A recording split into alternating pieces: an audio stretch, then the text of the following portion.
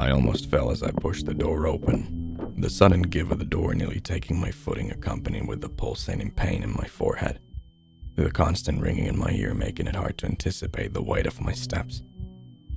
As I sat down onto a worn leather chair with a thud, my hazy vision finding the half-empty bottle of scotch next to me on a small round glass table. Opening the bottle with a satisfying pop that reverberated in my head momentarily. A flash of something moving beyond the door I'd left ajar caught my wondering eyes for a second, only to be instantly taken back down as I poured a hearty glass of the golden brown nectar I'd expect to ease the sudden headache. As if imagining it, the sound of a cry or scream or something caught my ear for a fleeting moment. I sat still as I listened, expecting to hear it again, only to hear the constant ring in my left ear consume the silence as I foolishly focused on it again. I tilted my head back slow as I emptied the glass, the pleasant burn of the drink caressing my insides as it flowed down my esophagus and into my stomach. I placed the empty glass back on the table, tilted the bottle over it once more before setting it back down and had another drink, letting out a satisfied sigh as I leaned back on the chair. My ears perked up when I heard it again, and the faint, high-pitched, distant sound of a distressed cry, seemingly reaching me through fog. I brushed it off. I rubbed my eyes as I leaned forward. The irritation of the beads of sweat finding their way into my eye was cause enough for a quick wipe of my forehead with the sleeve of my shirt. My vision slowly settling down from the haziness it was shrouded in allowed me to take more of the room in. The dirty carpet, bookshelves, small radio playing classical music, low-hanging light, and the fake vegetation set in the corner of the room as decoration reminded me of where I was. The study I meticulously decorated over the years surrounds me.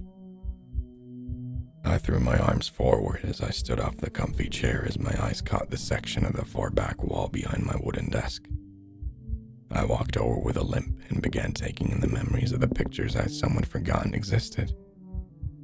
A smile formed on my face as I reminisced over the stories of the many framed pictures. The half-marathon of 92 I finished on the verge of tears. A hike up the Himalayas that lasted days. The childhood home I remembered fondly. Pictures of my mother, father, and sister. My eyebrows furrowed as I took notice of the dusty outline of a missing frame, and then the headache rushing back so intense I felt my legs wobble. I quickly sat down on the chair beside the desk and held my hands firmly against my forehead as the pulsating pain pounded away at my thoughts. In an act of what I perceived as desperation at the time, I grabbed the cane leaning against the desk and with a grimace started hitting myself on the forehead with it. This did little to nothing to ease the pain, so I started going through my desk, opening the first drawer on my right, to luckily find a near-empty bottle of painkillers. I threw back my head as I pressed the rim of the pill bottle on my mouth and swallowed what was inside, likely 2 or 3 pills, then kept holding my head as I waited for a moment. A minute later, I managed to placebo my headache away and sighed out with relief. The drawer I'd left open contained a wad of paper, seemingly balled up before being angrily pushed in.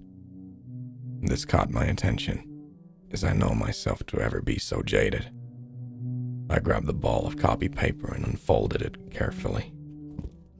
On it was a text conversation between 2 people, most likely a man and a woman that transcribed discussions of sex and secrecy. Slightly confused as to why this was in my desk, I placed it on top, grabbed the second paper, this one still pristine. I began reading the first lines of text. Hello, Arthur. I wrote you this letter to bring some sad news to you. I've recently found out my husband to be having an affair with a woman. That woman being your wife. My eyes widened as I read the text displayed before me, going as far as to read again immediately as I was certain to be reading it wrong. No, not my wife. She wouldn't go behind my back like this. And I felt a strange mix of emotions as I read the last lines of text.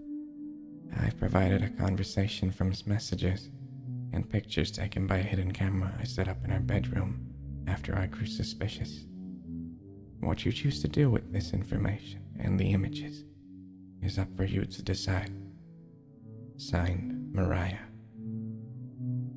The letter ends.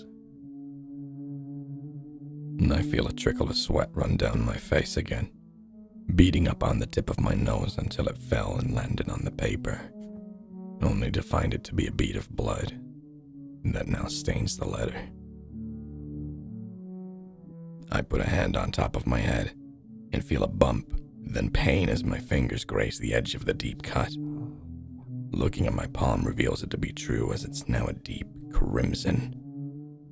I wipe the blood onto the paper and hesitantly grab the envelope that upon opening contains pictures of my wife cheating on me. After a moment of anger and frustration, I see a picture frame sitting face down at the bottom of the drawer. I hesitantly lift it up, flip it over, and see a family. My family. My eldest, Nathan, standing in front of me, his younger sister Julia beside him, and their mother, my wife, Anna, stood beside me with a red cross aggressively drawn over her head. I look up from the picture and at the doorway still ajar, into the adjacent bedroom where my daughter is hurriedly attempting to free their mother, as her hands are tied to the bed frame with a plastic tarp underneath her.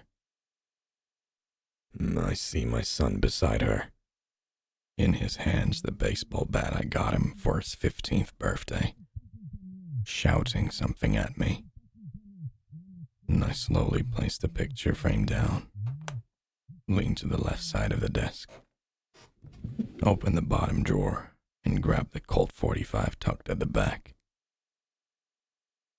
Guess that makes 3 now.